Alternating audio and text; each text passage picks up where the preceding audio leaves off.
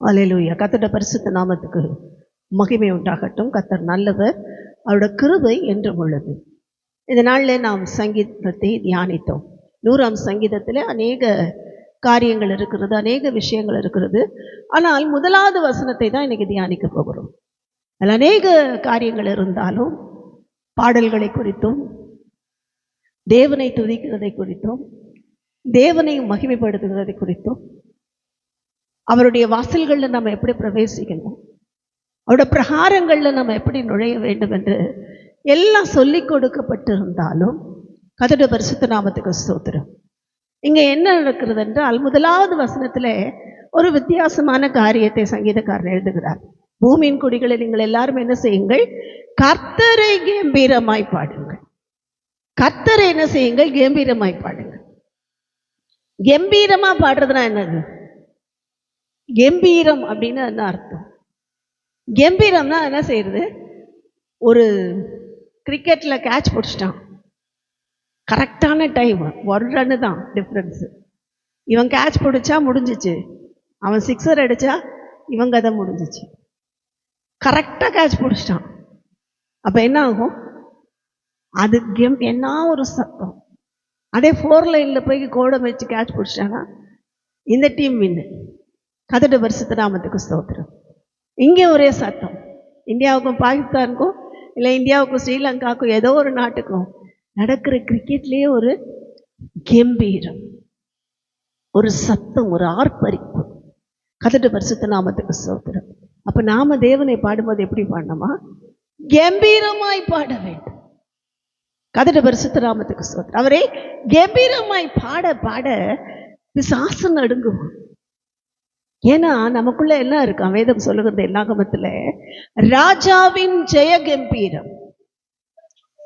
ஆமா, கர்த்தரோட பிள்ளைகளுக்குள்ள என்ன இருக்கு? ராஜாவுடைய ஜெய கம்பீரம். நம்ம வரும்போதே சொங்கி மாதிரி தான் வருவோம். என்ன ஆண்டவரே, ஜெய கம்பீரம் நடக்க முடியல, பாட முடியல. இன்னைக்கு பாட்டை பத்தி தான் பேசணும்னா வந்து உட்கார்ந்ததெல்லாம் ஒரு பாட்டு கூட ஒழுங்கா பாட முடியல. காரணம் என்ன? ஒண்ணுமே இல்லை. நேத்தெல்லாம் இருமல் இல்லை, முந்தா நாள்லாம் இல்லை, இன்னைக்கு காலையில கூட இல்லை. பாடணும்னா ஒரே இருமல். ஜெய கம்பீரமாய் பாட வேண்டும் என்று சொல்லும் போது, ஜெய கம்பீரமாய் நடக்க வேண்டும் என்று சொல்லும் போது, நம்முடைய சூழ்நிலை, நம்முடைய சரீர பலன், நம்முடைய மனதின் பலன் எல்லாம் குன்றிதான் போயிருக்கிறது. நடக்க கூட முடியல தான். ஆனா நாம் ஜெபம் பண்ணா கர்த்தர் என்ன செய்யறாரு? நாம ஜெபம் பண்ணா கேட்கிறாரு. நாம மற்றவங்களுக்காக ஜெபம் பண்ணா கர்த்தர் அங்கீகரிக்கிறார். புயல் வருது, புயல் வருது, புயல் வருது. எத்தனை புயல்! இப்ப புயல் வருதுன்னு சொல்லி 5 நாள் சென்னையில மழை நிற்காது.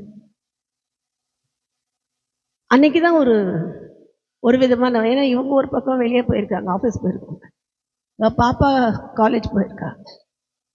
இங்கே மழை இந்த மாதிரி பேஞ்சதுன்னா அவங்க 2 பேரும் ரிட்டர்ன் வரதே கஷ்டம்.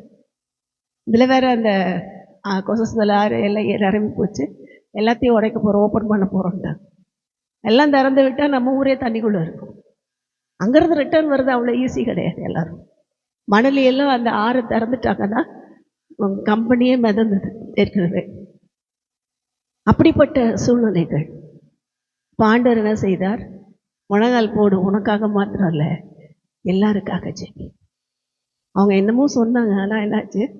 திடீர்னு மேகக்கூட்டம் என்னாச்சுன்னு தெரியல, சென்னையில் நல்ல ஒரு வெயில், மழை வந்துடும், நிறைஞ்சிருச்சு, திறக்க போகிறாங்க, அதை பண்ண என்னென்னமோ சாசு சரி பண்ணாலும் கர்த்தருடைய பிள்ளைகள் ஒருவேளை பார்க்க டல்லாக தான் இருக்காங்க, பேசக்கூட முடியல, நடக்க கூட பலன் இல்லை. அவங்க உட்காந்து ஜெபம் பண்ண அவர் என்ன செய்கிறாரு? கேட்கிறார். அதனால்தான் நம்ம கம்பீரம் இல்லாது ராஜாவுடைய கம்பீரம், நம்ம இயேசு ராஜாவோட கம்பீரம் இருமலே இருந்தாலும் பேசும்போது வித்தியாசமா இருக்கும். நம்ம பேசுற சத்தமே வேற மாதிரி இருக்கும்.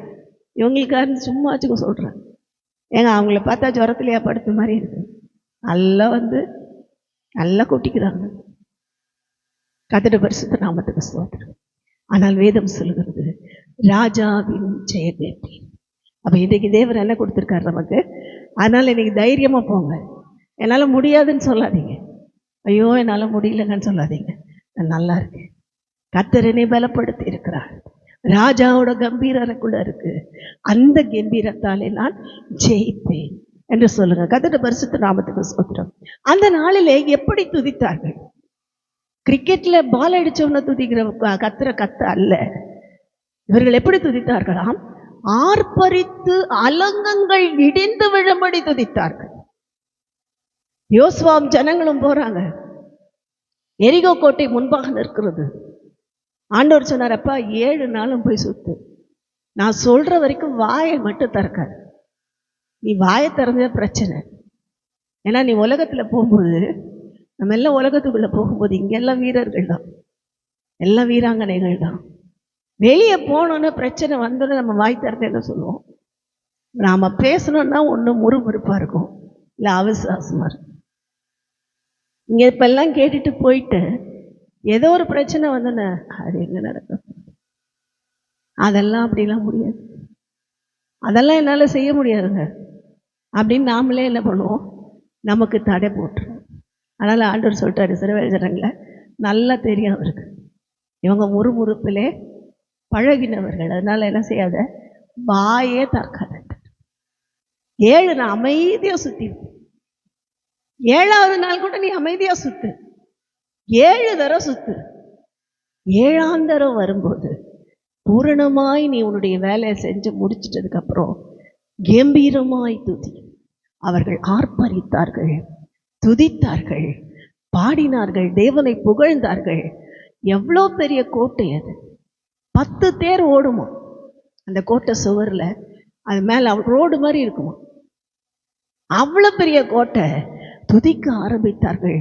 ஒன்றும் இல்லாமல் பொருளாக இருந்த இடம் தெரியல. அந்த மதில் என்ன ஆச்சு தெரியாது. இன்னைக்கு வரைக்கும் அந்த மதிலை யாரும் கட்ட முடியல. வேதம் சொல்லுகிறது, அதை எடுப்பிக்கிறவருடைய காரியங்கள் எப்படி இருக்கும்னு. அதுக்கப்புறம் அது நடந்தது. ஒரு ராஜா போய் எடுப்பித்து கட்ட போனான். முதல் படி வைக்கும் போது அவன் மூத்த மகனும், 2வது படி வைக்கும் போது அவனுடைய இளைய மகனும் மரித்தார். சொல்லப்பட்ட சாபம் அப்படியே பலித்தது. ஏதோ கதை படிக்கல, பைபிள்ல சத்தியத்தை படிக்கிறோம், வரலாற்றை படிக்கிறோம். கர்த்தருடைய பரிசுத்த நாமத்துக்கு ஸ்தோத்திரம். ஏதோ வேலை எடுத்து குதிச்சு டான்ஸ் ஆடிச்சுலாம் படிக்கல, சூரசம்ஹாரம் செய்தது என்று படிக்கல. நாம் படிக்கிற வேதம் எப்படிப்பட்டது? சத்தியம் உள்ளது. கர்த்தருடைய பரிசுத்த நாமத்துக்கு ஸ்தோத்திரம். அதனாலதான் இங்கே பார்க்கிறோம், அவர்கள் கம்பீரித்தார்கள், ஜெய கம்பீரம் அவர்களுக்குள் வந்தது, ஆர்ப்பரித்தார்கள், அலங்கங்கள் இடிந்து விழுந்தது. இன்றைக்கு நாம் ஆர்ப்பரிக்கிற ஆர்ப்பரிப்புல என்ன செய்யணும்? நமக்கு விரோதமா எங்கெங்க அலங்கம் கட்டப்பட்டு இருக்கோ, நமக்கு விரோதமா தடையா எந்த அலங்கம் நிற்குதோ, எந்த எரிகோ கோட்டை நிற்கிறதோ, அதை இடிந்து விழ பண்ண நம்முடைய ஜெய கம்பீரம் போதும். அதனாலதான் கர்த்தர் சொல்லுகிறார், அவரை கம்பீரமாய் பாடுங்கள். கம்பீரமா பாடுறதுன்னா என்னது? சத்தத்தை உயர்த்தி பாடுறது மாத்திரம் இல்ல, இருதயத்தின் ஆழத்துல இருந்து பாடுறது. கர்த்தரை எப்படி பாடணுமா? என் இருதயத்தின் ஆழத்துல இருந்து பாடணும். நிறைய பாட்டு இருக்கு, புகை போட்டு பயங்கரமா அப்படியே டான்ஸ் எல்லாம் ஆடி கர்த்தருடைய பரிசுத்த நாமத்துக்கு ஸ்தோத்திரம். ஏதோ மேஜிக்லாம் பண்ணி லைட்லாம் அப்படியே ஆஃப் ஆகி எரியும், எல்லாம் பண்ணி அவங்க பாடுற பாட்டு அல்ல, அதை தேவன் விரும்பல. நம்ம இருதயத்தின் ஆழத்திலிருந்து ராகமே தெரியாம, பாடவே தெரியாம அப்படியே சோர்ந்து போயிருக்கும் போது தேவனை துதித்து பாடுகிறோமே, இந்த பாட்டை தான் தேவன் எதிர்பார்க்கிறார். இந்த பாடல்களில் தான் அவர் மகிமைப்படுகிறார். இந்த பாட்டை தான் கம்பீரம் என்று சொல்லுகிறார். கர்த்தருடைய பரிசுத்த நாமத்துக்கு ஸ்தோத்திரம். சுற்றிலும் பயங்கள், சோர்வுகள், சுற்றிலும் என்ன இருக்கிறது? வியாதிகள், பலவீனங்கள். அப்பையும் பாடுறோம் பார்த்தீங்களா? அந்த பாடலை கர்த்தர் அங்கீகரிக்கிறார். கர்த்தருடைய பரிசுத்த நாமத்துக்கு ஸ்தோத்திரம். அது மாத்திரமல்ல, நாம் வேதத்துல அநேக காரியங்களை பார்த்தாலும் எஸ்ராவின் புஸ்தகத்துல ஒரு காரியத்தை வாசிக்கிறோம். எஸ்ராவின் புஸ்தகம் 3ஆம் அதிகாரம் 11ஆம் வசனத்தை வாசிக்கலாம்.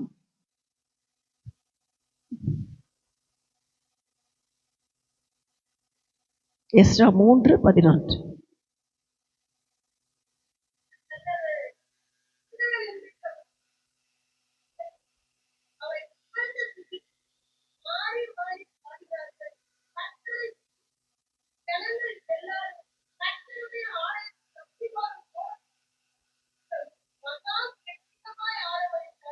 ஆமென். கர்த்தருடைய பரிசுத்த நாமத்துக்கு ஸ்தோத்திரம். என்ன பாடினாங்க? பாடுறது முக்கியம், என்ன பாடுறாங்கங்கிறது முக்கியம். பாடுற வார்த்தைகள் எப்படிப்பட்டது? அந்த வேர்ட்ல தேவன் மகிமைப்படுகிறாரா? இயேசு பிறந்தார்னு பாடுறோம். அந்த இயேசு ஏன் பிறந்தார், எதுக்கு பிறந்தார், அதை பத்தி பாடுறோமா? இல்லைன்னா கிறிஸ்மஸ் ஸ்டார், இல்லைன்னா மேரி, பியூட்டிஃபுல் ஏஞ்சல், பாட்டெல்லாம் இப்படிதான் இருக்கு, இப்படிதான் இருக்கு. அழகான தூதர்கள், அழகான இயேசு, அழகான ஸ்டாரு, அழகான கிறிஸ்மஸ் ட்ரீ, இதை பற்றி தான் பாடுறோம். ஆனால் வேதம் சொல்லுகிறது அவரை புகழ்ந்து பாடினார். எதுக்காக பாடினாங்க? அவர் கிருபை என்றும் உள்ளது என்று சொல்லி அவரை துதித்து புகழ்ந்து ஆரவாரித்தார்கள். கர்த்தருடைய பரிசுத்த நாமத்துக்கு ஸ்தோத்திரம். அதனால தான் அலங்கம் கட்டப்படுது. இடிஞ்சு போச்சு, இவ்வளோ நாள் இருந்ததெல்லாம் போயிடுச்சு. நேபுகாத்நேச்சார் வந்து இடிச்சிட்டு அந்த பொண்ணு வெள்ளி எல்லாத்தையும் எடுத்துட்டு போயிட்டான். இப்போ திரும்பவும் வந்திருக்காங்க சிறையிருப்புல இருந்து, பாபிலோன்ல இருந்து வந்திருக்காங்க. எஸ்ரா, நெகேமியா எல்லாம் வந்திருக்காங்க. எல்லாம் வந்து இப்போ எப்படியாவது முதல்ல என்ன பண்ணலாம், அலங்கம் கட்டிடலாத அலங்கத்தை எடுப்பித்து கட்டி கொண்டிருக்கு. அலங்கம் தான் மெயின். ஆலயத்துக்கு என்ன முக்கியம்? அலங்கம் மெயின். ஒன்று எரிகோட அலங்கத்தை இடிக்கணும், இன்னொன்று நம்முடைய தேவாலயத்தின் அலங்கத்தை எடுப்பித்து கட்ட வேண்டும். 2 வேலை செய்யணும். நம்ம ஆவிக்கு முதலாவது என்ன செய்யணும்? எரிகோ கோட்டையின் அலங்கத்தை இடிக்க தேவன் சொல்லுகிறார். அதே நேரத்தில் எனக்குள் இருக்கிற தேவாலயத்தில் அலங்கத்தை எடுப்பித்து கட்டு, இன்னும் ஸ்ட்ராங் பண்ணு. பத்தாது. ஏனென்றால் வேதம் சொல்லுகிறது ரட்சிப்பை அதற்கு மதிலும் அரணுமாக்குவார். நமக்கு எல்லாம் தெரியும். கர்த்தருடைய பரிசுத்த நாமத்துக்கு ஸ்தோத்திரம். ஏசாயா தீர்க்கதரிசன புஸ்தகத்தில் வாசித்திருக்கிறோம். ரட்சிப்பு தான் அதுக்கு அலங்கம். பெற்ற ரட்சிப்பு திரும்ப கம்பீரமா வெளியே வரணும். என்னைக்கோ ரட்சிக்கப்பட்டா இல்லை, இன்னைக்கு நான் ரட்சிக்கப்பட்டிருக்கிறேன். என்னைக்கோ ஒரு நாள் ஞானஸ்நானம் எடுத்துட்டேங்க, அன்னைக்கு ரட்சிக்கப்பட்டேன், அதோட முடிச்ச இல்லை. அதுக்கப்புறம் தான் ரட்சிப்பை ஆரம்பிக்குது. இந்த ரட்சிப்பு என்ன செய்யுமா? வளர்ந்துக்கிட்டே வரும். வளர்ந்து வளர்ந்து வளர்ந்து வளர்ந்து பேதுரு அழகா எழுதுகிறார், கடைசி காலத்தில் வெளிப்பட ஆயத்தமாக்கப்பட்டிருக்கிற ரட்சிப்புக்கு ஏதுவாக விசுவாசத்தை கொண்டு காக்கப்பட்டிருக்கிற உங்களுக்கு அந்த புகழ்ச்சி எங்க வைக்கப்பட்டிருக்கிறது? அந்த மகிமையான பரலோகத்தில் வைக்கப்பட்டிருக்கு. கர்த்தருடைய பரிசுத்த நாமத்துக்கு ஸ்தோத்திரம். இந்த ரட்சிப்பின் அலங்கம் எழும்ப எழும்ப எழும்பதான் நம்முடைய புகழ்ச்சி எங்க இருக்கு? பரலோகத்தில் இருக்கு. இங்க இருக்கிறவங்க புகழ்ந்தாலும் சரி, இங்க இருக்கிறவங்க இகழ்ந்தாலும் சரி, கவலையப்படாதீங்க. புகழ்றது இகழ்றதுல இவங்க வேலை தான், அவங்க வேலையை அவங்க பண்ணுவாங்க. நம்ம வேலை என்ன? தேவனை புகழ். அந்த ரட்சிப்பின் அலங்கத்தை நல்ல ஸ்ட்ரென்தன் பண்ணுங்க. அதை நல்ல கம்பீரமாய் பாடும்படிக்கு அதை நல்ல புதுப்பித்து கட்டுங்கள், எடுப்பித்து கட்டுங்கள். அலங்கத்தை கட்டுறதுக்கு ஒரே வழி, ரட்சிப்பை இன்னும் புதிதுபடுத்துங்கள், இன்னும் புதிதாக்குங்கள். நான் என்ன செய்யணும் ஆண்டவரே? கிறிஸ்மஸ் கிறிஸ்மஸ் வருஷம் வருஷம் பிரியாணி சாப்பிட்டு, ஸ்வீட் சாப்பிட்டு, அதிர்சம், முறுக்கு எல்லாம் கொண்டு போய் வீடு வீடாக கொடுத்து நான் ரட்சிப்பை பலப்படுத்திட்டேன்னு நினச்சிடாதீங்க. இதெல்லாம் ரட்சிப்பை பலப்படுத்தால. கர்த்தருடைய பரிசுத்த நாமத்துக்கு ஸ்தோத்திரம். நம்ம தேவன் எதற்கு அழைத்திருக்கிறார்? ரட்சிப்பை பலப்படுத்துகிறதுக்கு அழைத்திருக்கிறார். ரட்சிப்பு எப்போ பலப்படும்? முதல்ல நான் என்ன செய்யணும்? என் தேவனாகிய கர்த்தரிடத்துல முழு இருதயத்தோடு அன்பு கொண்டவர் சொல்றதெல்லாம் செய்யும். அதுதான் ரட்சிப்பு. கர்த்தருடைய பரிசுத்த நாமத்துக்கு ஸ்தோத்திரம். கிறிஸ்து உங்களுக்குள் உருவாகும் அளவு அவர் நமக்குள்ள உருவாகணும். 2வது, இந்த கிறிஸ்து நம்மை கொண்டு மற்றவங்களுக்குள்ள உருவாக வைக்கணும். அப்ப என்ன பண்ணுங்க? நான் ஏற்கனவே சொன்னேன், திரும்பவும் சொல்றேன், உங்களால முடிந்த அளவுக்கு ஒரு 100 ரூபாய்க்காக, நிறைய சொல்ல, 100 ரூபாய்க்காக ஒரு சாரி எடுத்து ஒருத்தருக்காவது உதவி செய்யலாத. ஒருத்தருக்கு இல்லாதவங்களை தேடி பார்த்து கொடுங்க. இருக்கிறவங்களுக்கே கொடுக்காதீங்க. நல்ல வீடு வாசல் எல்லாம் வச்சுட்டு கொடுக்காதீங்க. உண்மையா சாப்பாட்டு கூட இல்லை, அவங்களுக்கு கொண்டு போய் என்ன செய்யுங்க? அந்த கிறிஸ்மஸ் அன்னைக்கு ஒரு சாரியும் ஒரு பாக்கெட் பிரியாணியும் கொடுத்து பாருங்க. அவங்க வாழ்த்துற வாழ்த்துதல், அவங்க ரட்சிக்கப்படுறாங்கிறது அடுத்தது. ஆனால் தேவன் அதை பார்க்கிறார். அதை செய்யும். எல்லாம் தெரிஞ்சவங்களுக்கு, வீட்டுக்காரங்களுக்கு, சொந்தக்காரங்களுக்கு ஊழியர்களுக்கு போதும். கிறிஸ்மஸ் அன்னைக்கு பிரியாணி கொடுத்தது போதும். கொண்டு போய் இல்லாதவங்களுக்கு கொடுங்க. இல்லாதவர்களுக்கு பங்குகளை அனுப்புங்கள். வேதம் அப்படிதான் சொல்லுது. எஸ்தரின் புஸ்தகத்தில் வாசிக்கிறவர்கள் என்ன செய்தார்கள்? பங்குகளை அனுப்பினார்கள். அவங்க எப்படி கொண்டாடினாங்க பண்டிகையை? ஒவ்வொருத்தருக்கும் கிஃப்ட் கொடுத்தாங்களாம். அந்த கிஃப்டை நீங்க கொடுங்க. இயேசு பிறந்திருக்கிறார், உங்களுக்காக தான் பிறந்திருக்கார் சிஸ்டர். சும்மா கொடுத்தீங்கன்னா வேஸ்ட். சொல்லி கொடுங்க.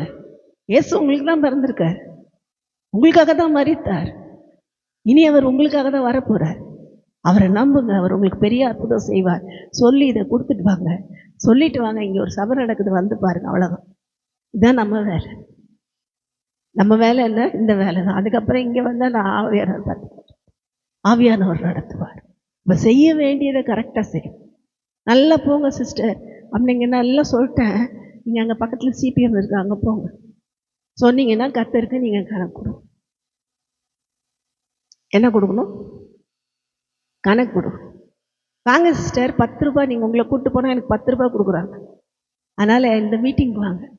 நீங்கள் இருக்கிற யாரையாவது கூப்பிட்டு போனீங்க, அத்தனை சாபமும் உங்களுக்கு. நான் உண்மையாக சொல்கிறேன், வேதனையோடு சொல்கிறேன். ஒவ்வொரு ஆத்மாவையும் கலைத்து விடுகிறவர்களை பார்த்து சொல்றேன். அது யாருன்னு ஆவியானவருக்கு தெரியும், அவங்க மனசாட்சிக்கு தெரியும். கர்த்தருடைய பரிசுத்தம். இப்போ தேவன் என்ன செய்கிறார்? கர்த்தர் நம்மை பார்த்து கொண்டிருக்கிறார். கம்பீரமாய் பாடச் சொல்லுகிறார். நாம பாடும்போது நம்ம ரட்சிப்பின் மதில் பலப்படும். அதனால கம்பீரமா பாடுங்க. ராஜாவின் ஜெய கம்பீரம் எனக்குள்ள இருக்கு, அதனால கம்பீரமா பாடுங்க. இன்னொன்று, ஏன் கர்த்தரை கம்பீரமாய் பாட வேண்டும்? எனக்காக தேவன் வைத்திருக்கிற நன்மைகள் மகா பெரியதென்று கம்பீரித்து பாடுங்க. இஸ்ரவேலின் ராஜா உன் நடுவில் பெரியவராயிருக்கிறார். சீயோனே, நீ எழுந்து என்ன செய்? ஆர்ப்பரி. 12ஆம் அதிகாரத்தில் 12ஆம் அதிகாரம் கடைசி வசனத்தில் வாசிக்கிறோம். நீ ஆர்ப்பரி. இஸ்ரவேலின் தேவனாகிய கர்த்தர் உன் நடுவில் எப்படி இருக்கிறாரு? பெரியவரா இருக்கிறார். தைரியமா இரு, அவர் பெரியவர், அவர் பார்த்துக்குவார். நீ கவலைப்படாத, அவர் பார்த்துக்குவார் என்று சொல்லும்படிக்கு இந்த நாளில் நாம் நம்மை ஒப்பு கொடுப்போம். நம்முடைய ஜெய கம்பீரத்தை காத்துக்கொள்வோம். நமக்குள் தேவன் விதைத்திருக்கிற அந்த கம்பீரமான ரட்சிப்பின் முதலை காத்துக்கொள்வோம். நமக்காக தேவன் வைத்திருக்கிற அந்த கம்பீரமான பங்கை அடைய கர்த்தருக்கு ஒப்பு கொடுப்போம். கர்த்தர் தாமே நம்மை ஆசீர்வதிப்பார்.